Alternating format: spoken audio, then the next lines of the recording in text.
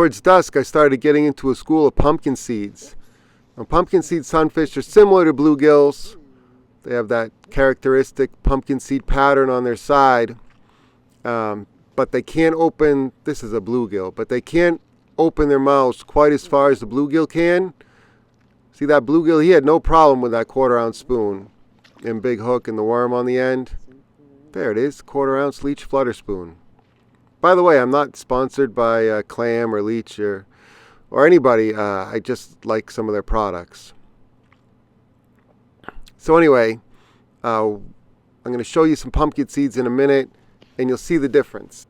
So as I was saying, with pumpkin seeds, they're limited to how far they can physically open their mouths.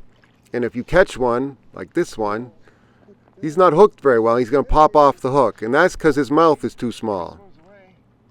And so what you need to do then is switch to a smaller spoon. Now, if these were redbreast sunfish and I ran into a school of redbreasts, maybe could even go bigger because they can really open their mouths. You know, much more wide than a bluegill. They're almost crappie-like. Some of them get really big. So what I'm going to do is put down that 1/4 ounce spoon. I'm going to go one size smaller to the 1/8 ounce spoon, which is still pretty big for pumpkin seeds or bluegill. It's a decent sized spoon. I've got that in the glow firetiger pattern. I'm picking patterns based on the young of the year perch, and this place has a lot of small perch in it, so I'm leaning towards those perch patterns.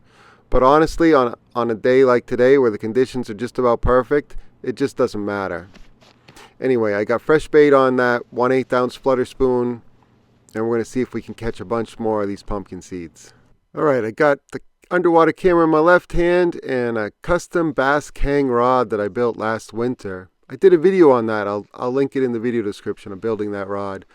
But it's a 36-inch Gen 2 Panfish rod, graphite, super fast, very sensitive.